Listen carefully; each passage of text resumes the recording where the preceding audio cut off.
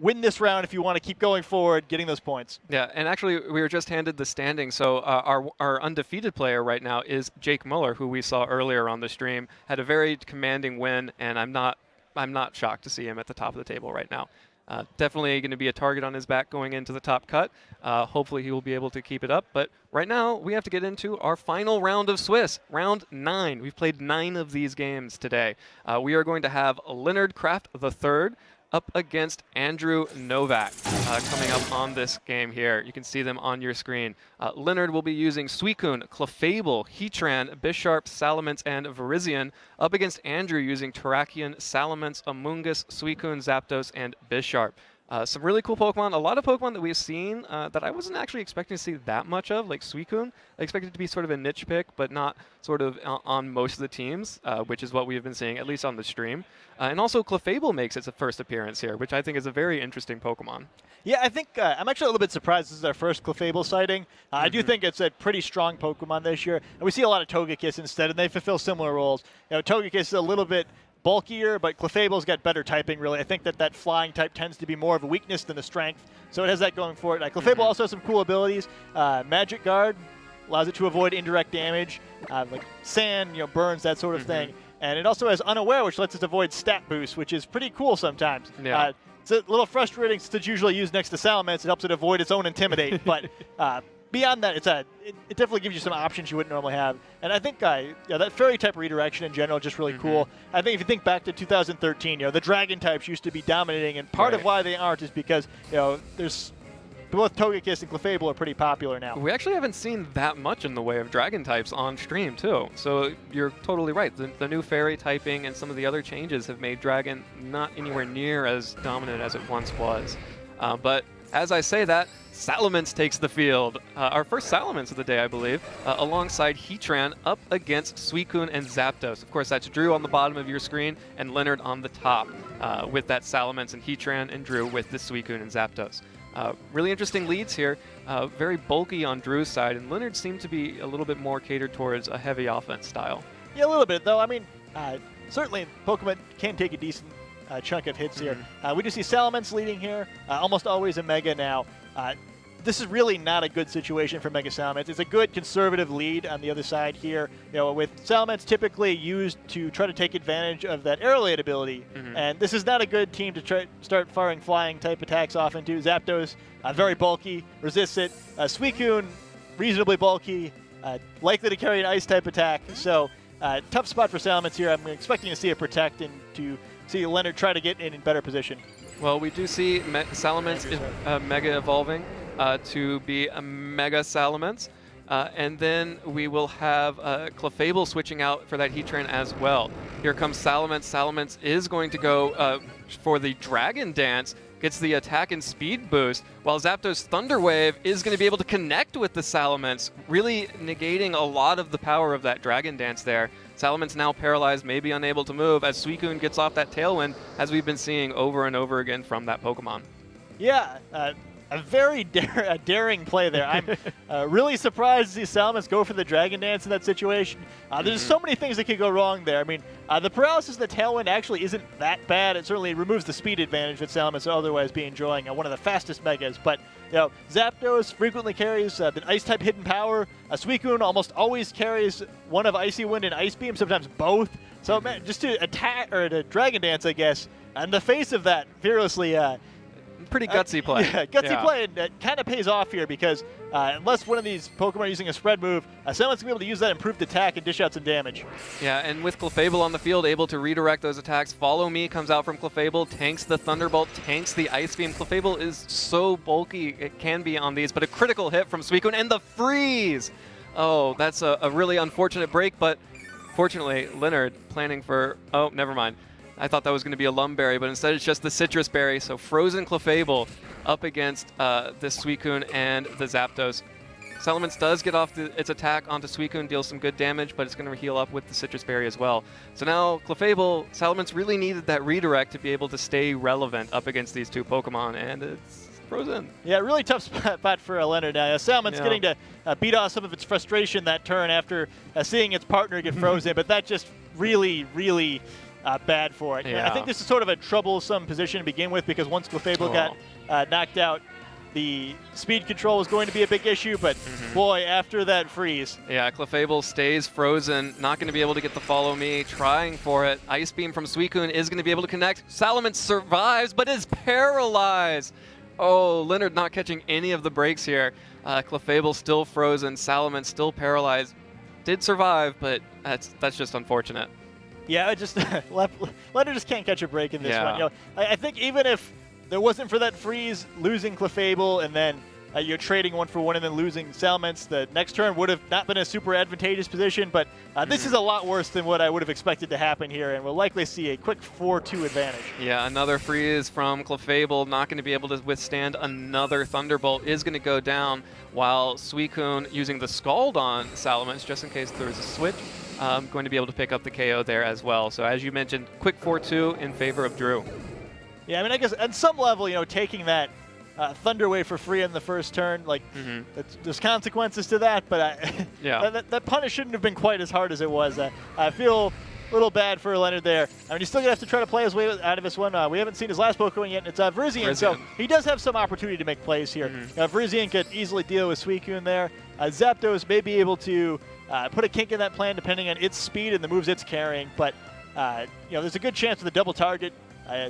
Leonard can knock out Zapdos instead, but we actually see a taunt. Yeah, taunt coming out from Virizion onto Zapdos, trying to block the Thunder Wave. Does block that Thunder Wave, while Heatran is going to substitute. We're seeing a lot of substitutes today. Scald from Suicune, though, is going to be able to connect right with that substitute and break it right open. So a little bit of a wash turn there for everyone. Heatran loses a little bit of HP. Virizion taunts the Zapdos, unable to get the Thunder Wave off. So the momentum is pretty decent now. You don't have to worry about that paralysis threat. And Virizion's still threatening the Suicune. Yeah, I like that play by Leonard a lot. I mean, you have to get that taunt off because I think Virizion getting paralyzed is just going to end this game. And by using substitute there, he's kind of hoping that Suicune would protect or switch and just get something out of it. Not necessarily even predicting that he would, but just when you're losing like this, you've got to do something to try to get yourself back in the game and just hope your opponent will make the play that enables you to get back into it. And Virizion is going to try to get the attack off on Suicune. Close combat, not quite enough. Will the Heat Wave be enough to pick it up as well? Probably not, but maybe close. 6 HP left on Suicune, using the Ice Beam while Zapdos Thunderbolted Heatran, dealing good damage to Virizion. Not quite the KO, another critical hit there, plus the defense drop from close combat. Dealing a good amount of damage there. Hey, why not a critical hit? Poor Virizion there, using close combat there, probably just hoping for a switch on Suicune there. I wouldn't have probably expected one, but again, at this point, you're just kind of hoping that your opponent gives you some help because what are you going to do? Yeah, what you're going to do is you're going to taunt your own Pokemon and prevent it from using its substitute. Virizion, not being quite a good team player, does go down to the Zapdos. Scald from Suicune coming out, going to be able to pick up the KO on that Heatran. And that's a clean win for Drew. Gets the 4-0, I believe. Yeah. A little help with it, but he'll take the win. Yeah, a win's a win. Yeah, certainly a strange match out there. We actually don't even see two of the Pokemon from that side of the field, but those matches happen sometimes. I think we've probably all been in them where it just seems like no matter what you do, doesn't matter. The game is going to do what the game wants to do once in a while. And tough break for Leonard there. I mean, I'm assuming with a 7-2 record and staying with one loss that long, this match probably won't matter too much. So Leonard most likely will still make the top cut, and he'll have a chance to shake that game off and move on to a new one where it'll be best of 3. And if this happens, he can continue the match. Yeah. I mean, probably both of these players will continue on to top cut. I would be excited to see the rematch, the grudge match after that. I know I would be itching for one, but Drew got the breaks and then just rolled with it. Just kept going, kept applying the pressure, still got the win. You could have at that point been able to get maybe 3-0 or 2-0, but he played to win the entire time and got the 4-0. Yeah, I mean, it's hard to fault him for anything that happened in that game. I do think that Dragon Dance in the first turn was just a little bit crazy. And while it half almost paid off before the freeze, I think if I were Leonard looking back at this game and most of what happened here probably wasn't my fault, but what can I do better? Yeah. That first turn, maybe try to make some adjustments there. But it's tough to lose games like that one, though, especially at this point of the tournament where every game matters so much. And sometimes you just got to look at what you could do better next time, and it's just shake it off. I mean, that Dragon Dance was just another example of one of those reads that you sometimes make in a best of one, high risk, high reward. Sometimes it pays off, sometimes it doesn't. This time it 100% did not. May have worked out some, still not ideal, but may have been better than terrible if some of those breaks hadn't gone against him. But ultimately it just comes down to if you get the rolls when you need them. Yeah, I mean, I don't know. I mean, I think one thing too is like letting yourself getting paralyzed like that for free when you're not trading too much for it. The Dragon Dance, I believe it let him knock out Suicune in one fewer turn if he'd been able to keep attacking. So I guess it isn't nothing, but for trading, having your Mega paralyzed like that, it opens you up to a lot of problems because you're going to move last, so you're likely to get attacked more, which can be critical hit every time. When you're paralyzed, there's a chance every turn you're not going to be able to attack. It's more than just losing the speed that you're giving up there. Like you're creating potential for a lot of things to go wrong. So I guess that to me is kind of why I'm keep going back to that play where in best of one especially, you just really need to be careful about not enabling. Yeah, a lot of times Pokemon comes down to risk management, and if you're not maximizing your reward and minimizing your risk, then these kinds of things will happen to you. I mean, some things are out of your control. Sometimes that Ice Beam will freeze your Clefable, but other times you just have to be able to, minimize the amount of risk that you're exposing yourself to. Yeah, and I think that's just a lot of, especially best of one play, where in best of three, a lot of times you can kind of just get away with more like, I'm going to make sure I have a higher % chance than my opponent to win every game, and things usually take care of themselves, especially this best of one. Anytime you're leaving the door open for something to happen, it's easy to have a match start snowballing against you. Yeah, definitely. And, we've seen that kind of a couple times today. And it's definitely a very powerful lesson for all the Pokemon players out there. You definitely want to make sure that you aren't taking too many crazy risks, although, sometimes they will pay off. Just try to maximize reward, minimize risk. It's all about. Absolutely. All right. Well, we will be right back with the interview with Drew. Stay tuned, and we will be right back.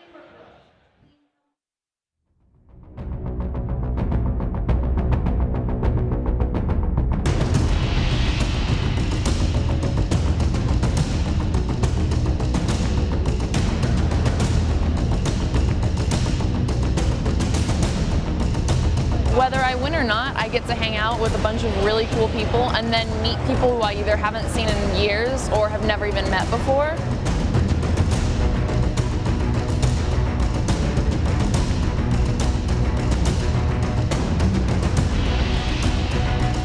Oh my gosh, he's gonna pick up the fade, he drops the Mega! He drops the Mega, I'm throwing stuff, this is crazy!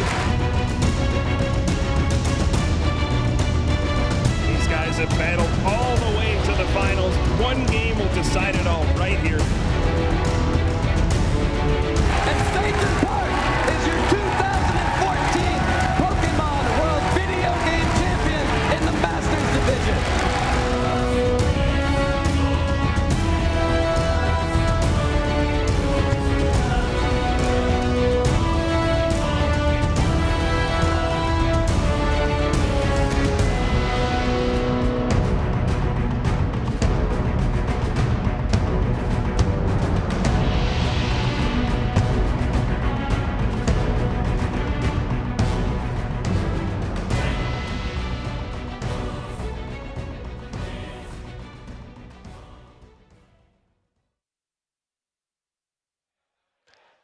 Good evening, everybody, and welcome back to the 2015 Pokemon Video Game Championships Winter Regional here in St. Louis, Missouri. My name is Evan Latt, and I am joined by our most recent victor, Drew Nowak, who just took that win 4-0, crushing victory, you could probably say. First of all, congratulations, Drew. Thank you. And that was, not the cleanest win, but, a W is still a W. How has your tournament overall been going? Have you been seeing a lot of those 4-0s, or? Not really. I've had it's all come down to the last turn pretty much. Yeah, I mean, you are now 8-1, guaranteed for top cut. Are you looking forward to using the information that you've gotten today for your top 16 match and then possibly on for tomorrow as well? Or how are you prepping for Top Cut? Just look over the information, and if I face somebody I played in Swiss, then just try and use that to my advantage against them. Yeah, that is obviously going to be making for some interesting matchups. Of course, you will now be switching over to the best of 3 format. How do you feel your team will function switching from a best of 1 into a best of 3? I think it'll probably stay the same because I really don't have any tricks on my team. It's all straightforward. What you see is what you get. Yeah, very classic, clear-cut sort of team. Can you walk me through the decisions on your team? So you're running a Terrakion, Salamence, Suicune, Bisharp, Zapdos, and Amoonguss. Your Mega is Salamence. What sort of drew you towards using that Pokemon? Just the sheer power. Like, if you don't resist it, you're going to take a whole heck of a lot of damage from it. And then you could always... I have a Moongus that Rage Powders, and then if my opponent doesn't have a lot of offense, and I can just Dragon Dance and then sweep the rest of your team with it. Yeah, definitely an interesting choice. I mean, we only saw the Zapdos and the Suicune that last turn, that last game, and I think you were mentioning to me that your Suicune has been carrying its own weight throughout the entire tournament. Suicune has been we've seen a lot of it on stream. What do you think makes Suicune so strong in this meta? It's extremely bulky. You have to pretty much double up on it if you want to get rid of it in one turn. I like it because it gets Tailwind and Snarl. Yeah, so we haven't actually seen much Snarl. Why do you like the option of Snarl on that? My team is pretty weak to Sylveon, so it was pretty much to keep that in check once I got a Tailwind up. And then, of course, Tailwind has been a very common option on Suicune. Does your team really revolve around getting that speed boost, or is it just sort of like gravy on top? Yeah, it's kind of gravy. Yeah. Because Salamence and Terrakion are pretty much more of the faster Pokemon in the metagame, so don't really have to worry about speeding them up much. Nice. Well, I mean, it's clearly doing work for you. You're 8-1 heading into Top Cut. I look forward to seeing a lot more battles from you to come. You know, hopefully that you will be able to win your top 16. We'll see you again tomorrow. But for right now, congratulations. Very strong win. And we will be right back with the first of our rounds of Top Cut, top 16. So stay tuned. We'll be right back after this.